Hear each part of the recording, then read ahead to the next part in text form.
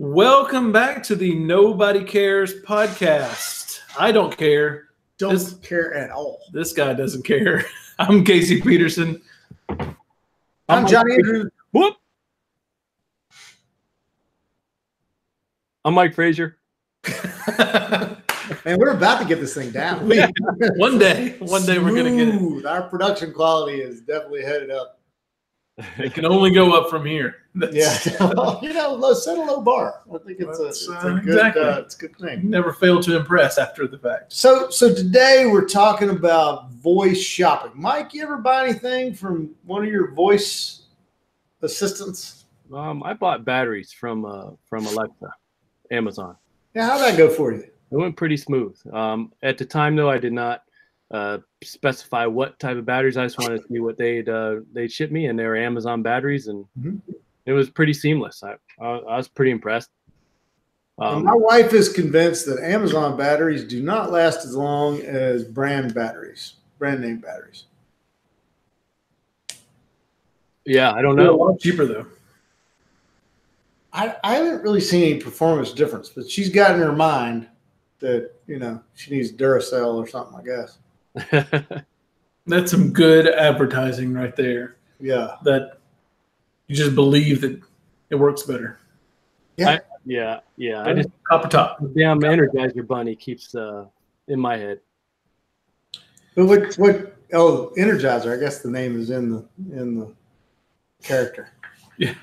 So yeah, I've never bought anything from a voice assistant. I will say. No, why not? You seem like a forward-thinking early adopter. So I'll tell you, and it kind of segues into this. I happened into owning multiple Google Home devices because they're insidious, apparently. And then once you have enough, you're like, I don't want to replace all these with Amazon Alexas. I got these.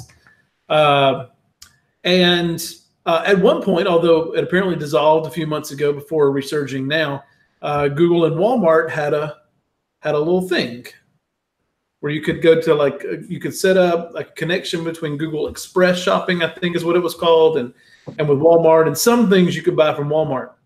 Couldn't buy food. The only thing I ever tried to buy was eggs. It didn't work. So I've never bought anything from a voice assistant. I think that thing was a little clunky. So that was Google's shopping system. They were trying to integrate and predict. Well, not predict, but they were trying to take data and tell you what's in stock at your store, and you could get that. Walmart, pulled out of that in January, and then this week they announced they're aligning with Google Home for voice shopping. Yeah, and I'm not sure, I've looked through the articles. It looks like it's only in regards to groceries, which I think is interesting and is probably a good place to start. This makes so much sense. Google obviously wants to be more competitive with Amazon Alexa, and Walmart needs to be more competitive with Amazon in retail. Well, as voice shopping comes, Walmart and everybody else, are we setting your system off, Mike? Yeah. As voice shopping comes, everybody needs to, it is going to be a big point of relevance. Yeah. And when one of the largest players is uber dominant at the moment in voice, in voice assistant, I'd be scared to death if I didn't have a solution. I think, in my humble list of opinions, I think Google's a retailer, right? If you think about the new definition of retailer is somebody who fulfills needs. Well, Google fulfills a lot of needs, right? That's a frenemy thing in my thing. I don't know. What do you think, Mike? I'm really confused actually in my house right now because there's no Amazon Go stores or shop, or there's not really a Whole Foods by us. But in my house, I'm all Amazon, and now with this Walmart, we do go to Walmart every now and then, locally, in some other stores too. But now you're telling me that, do I get Google Home now to pair with Walmart? So I don't know. It's like all this like weird like domination of these digital devices in our house. Like who's trying to game us for, for the direction of our shopping. It's interesting. Yeah, it's interesting. I'm just kind of been, as this came out, I've been kind of thinking through our shopping behaviors. I almost never step foot inside a Walmart, but we routinely order, like when we have to place a large order of groceries for just regular stuff around the house to stock up on. We almost always do an order from Walmart grocery where you just drive up and they bring it out to your car. Yeah. It's super easy. Their app is fantastic. But isn't it going to be it's a great experience to do that? Just tell Google Home to do That's that? what I'm saying. Like, I think this makes so much sense for my life. Yeah. We don't go to Walmart when we need like extra stuff. We have a really close grocery store we go to. And if we're shopping for something special, we usually go to Target because the selection is a little bit more interesting there, I guess. But and then as delivery becomes ubiquitous, you won't even have to worry about going to the store. And then the technology will take over to predict or compare to what you have on hand to just fill your order automatically. Right. We have a Google Home literally 2 feet from our refrigerator. Right. So it could so easily. I'm super excited to try this. It could so easily become a regular thing. I'm like, oh, I'm out of jelly. Hey Google, add jelly to my grocery list. But with an extra electronic product code, more information. In the Google Home app. Sorry. And a TV that your refrigerator talks to your Google Home, but just do that. It'll know you're out of jelly. Yeah. Well, so one thing that Walmart said in this statement that I don't understand how they're doing, but it makes it more interesting is they created this partnership with Google to allow you to be able to say, add milk. And then Walmart knows the milk that you normally buy and adds the correct milk. So they're blending their data streams. So Walmart says you buy great valued milk. Yep. Their brand. So my wife would want to add to that. Can you pick from the back of the shelf or the back of the milk thing to get the better date? You kind of, or the one box that they pick could have like a little damage to it. So, you have like a premier picker.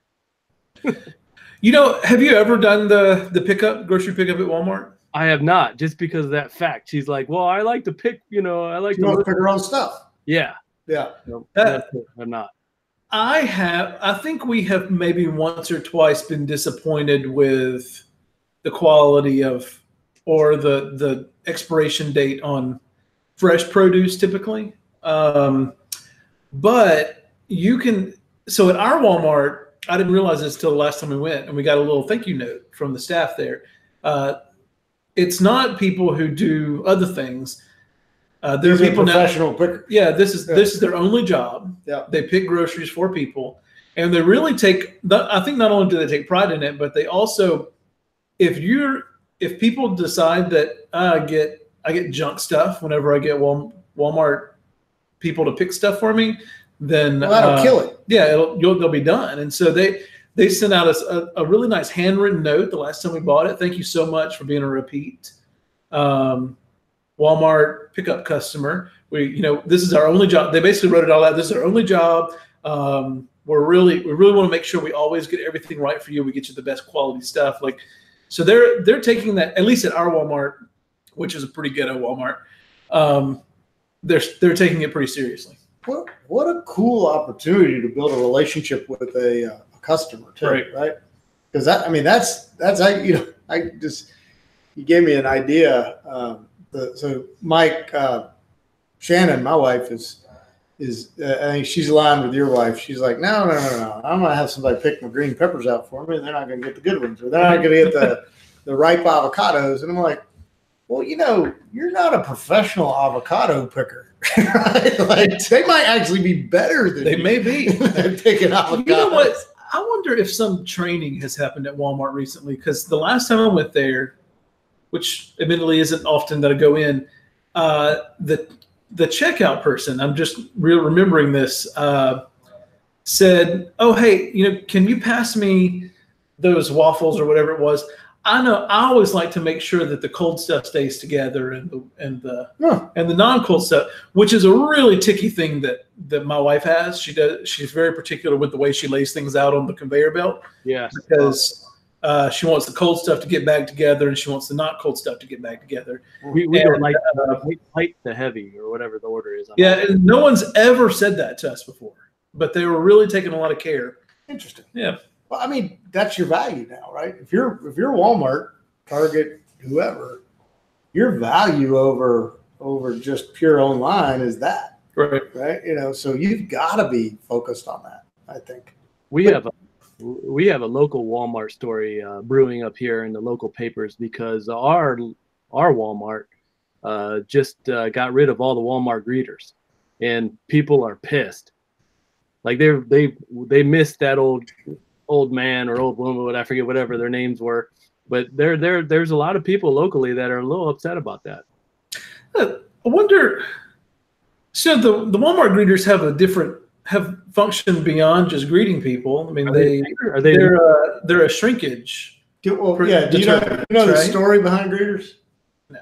So Sam realized, he was a data geek, and he had his store. I don't know, it was in Texas or somewhere, that had a lot lower shrink than all those other stores around it. He says, "What are these guys doing? What's going on?"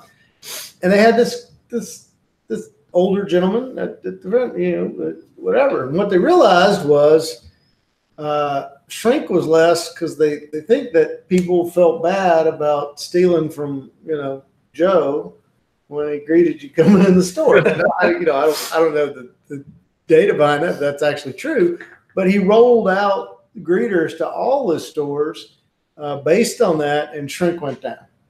So yeah, I mean, you could probably just do the math of that person's salary based on shrink. I bet it pays out, right? But well, if they're cutting them, maybe it doesn't. Maybe people are stealing less than $9 an hour or $10 an hour, whatever the wage is, and and they're like, well, at Murphy USA, when I worked there, we made a similar calculation. A lot of store managers would request that their stores be changed to prepay only, so that people couldn't just pump and then go pay. Yeah. But what we found was basically that for the vast majority of stores, maybe just a handful it wasn't true for, but the vast majority of stores, the convenience of just pumping and filling your tank all the way up was more valuable than the potential for theft. Like if someone spent, maybe you get $50 stolen in gas because the people drive away in a month, but every customer is going to spend about $5 or $6 more per fill up. Just because they don't weren't have giving you $20 and they're doing $26 something. Oh, man, math is a Man. thing. Yeah. Basic math works. Math. There you go. Just math. Yeah. Wow, well, that's cool. Yeah. So what do you think about Walmart and Google Home? Oh, I don't know. I wish you guys could come up next time you guys come into town. I want to take you to my Walmart. Yeah, you got a good one. I think it's not that good. I think you guys are kind of spoiled with the treatment you get down south of Walmart, because up here it's a little. They need some work. They need some help. Well, I'm jaded because I had Bentonville area Walmarts, which I got to tell you are the best Walmarts. They are the best Walmarts in the world, hands down. They're clean, they're efficient, they're beautiful. There's just people waiting on you. People waiting on you to check you out. Yeah, no it's I always thought it was a disservice, because I thought, when I worked for Walmart, we were out shopping those stores, and I'd say to people, I'm like, our stores aren't like this, right? I think our stores are like where Mike lives. Right? Man, I wish, or I hope that there's like an Amazon Go that comes up. As soon as they start branching those out more, I hope there's one by us up here. Have you been to a Go yet? No, I heard your story, and then I checked the ones online. Gosh, all my stuff blowing up on here. Yeah, the ones this the stories online. I heard It's legit, man. I mean, it's like one of those things where you're like, oh, I'm in the future. Speaking of the future, we saw a DeLorean in the parking lot today. Really. Yeah. Back to the future. But yeah, you're just like, this is it. Speaking of the future and Amazon and voice, Amazon has now announced that they are creating an AirPod competitor with Alexa built in. Wow. That's I'm pretty excited. Cool. Would it work with Apple devices? It sounds like probably has to. It sounds like it's going to, because their press, their PR is intentionally positioning this as an alternative to the AirPod. They're not just saying we have a new wireless. Yeah, if it doesn't work with stuff, right, it's useless, right? It's and AirPods work with Android. They do. I use my AirPods with Android. So somebody was posting the new Apple wireless, the contact charging AirPods, charging on the Android with the shared power. They just got a real kick out of that, which that's perfect. With Apple, two things that I don't like. I've never got into their iCloud service other than my contacts being on all my devices. But I don't really upload anything to their cloud, photos and things like that. I don't know. I just never liked this. It was never smooth to me. So, and it seems slow. Like you could never use the iCloud as a true cloud, like you can Google Drive and stuff like that. And then I think they really dropped the ball with Siri. It's like, it's that thing, I thought that was going to be the future, and how it's integrated into my laptop. And then they took forever to get inside my house, like Alexa. And now with the AirPods, I mean, again, it's another, it all points back to the failure of Siri. Like I don't know. They need to put the foot on the gas with Siri, I think. Yeah, Apple clearly doesn't care as much about Siri as Google and Amazon care about their voice AIs. Yeah, I don't get it. I wonder if it's strategy, though, because they're like, we're going to win in the end. If you saw the article today, Apple Music just passed Spotify in the U.S. for paid users. They have 28 million paid users now. And they're like, look, we're gonna win this. This is gonna be attrition. Anyway, I don't know that they'll win this one. I mean, especially if Amazon can move in on them in this way, where so why wouldn't I want headphones with Alexa built in if I can use them with my iPhone? Of course. And I can talk to a better AI assistant. It is, and that's exactly why Walmart's making a deal with Google. Mm-hmm. And somebody said to me when we were talking about this week, well, why didn't Walmart just make its own device? And I'm like, good luck with that. Right. Why do I want a Walmart voice device? Right. Yeah. Because Walmart is just a retailer. Amazon is not just a retailer. Right. And right. That's the difference. Amazon is the new, integration of retail and media and services and whatever. Walmart's trying to play there, I think, and I think it realizes earlier than it probably realized other things, the importance of voice.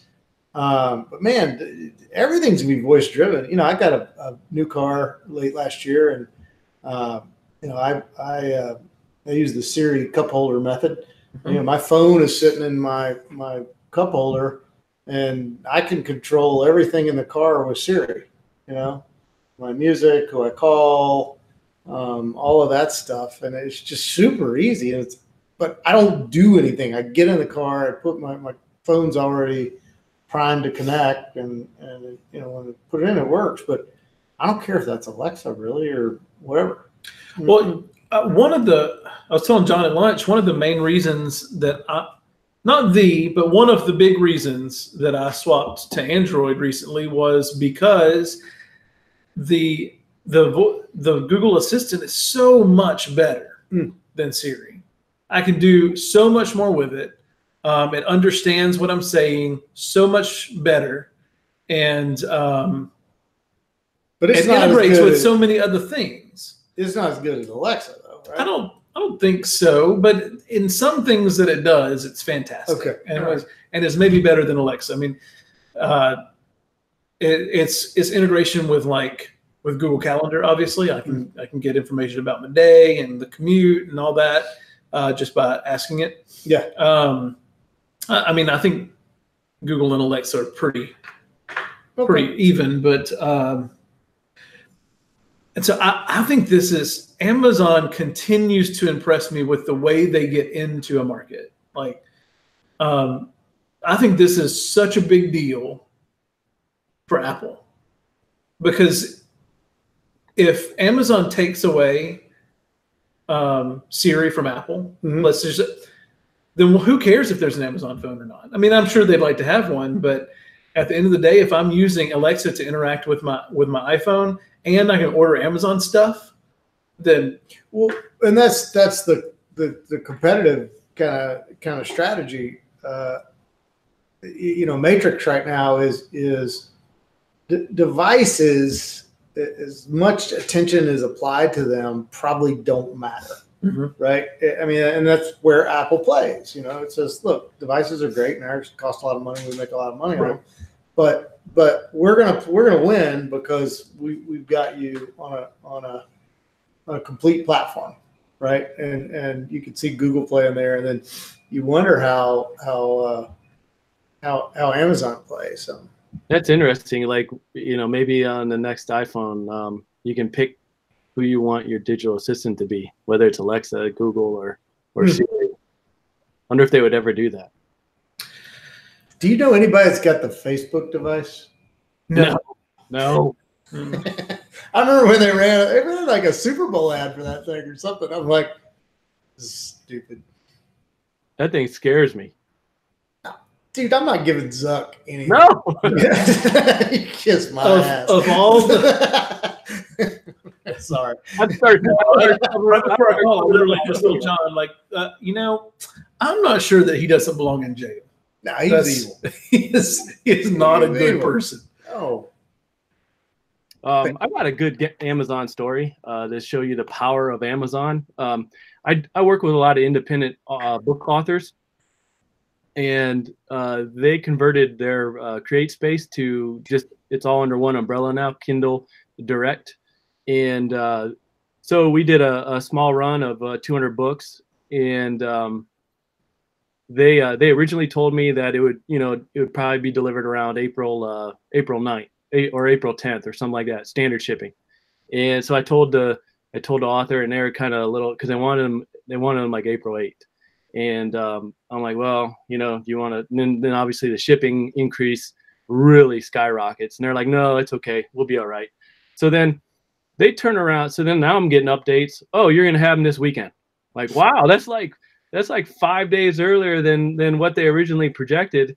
And so I told the book author, and they're ecstatic. And I'm like, because back in the day I used to work for a printer, and you turn around 200 books in 5 days. I mean, it's a thick book, and nice cover, a gloss cover, and it's all legit. It's like, wow, that just is amazing to me.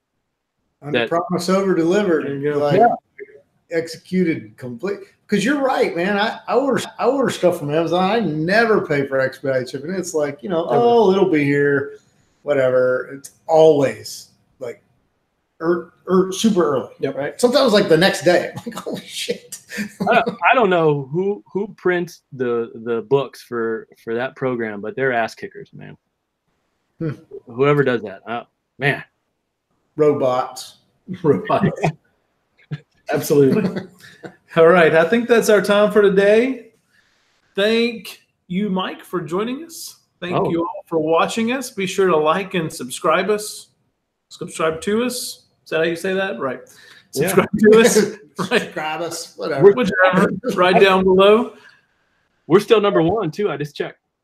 Thank you. Sweet. Awesome. That's what I like to hear. All right. We will see you next time on the #1 podcast that nobody cares about on the internet. Thanks.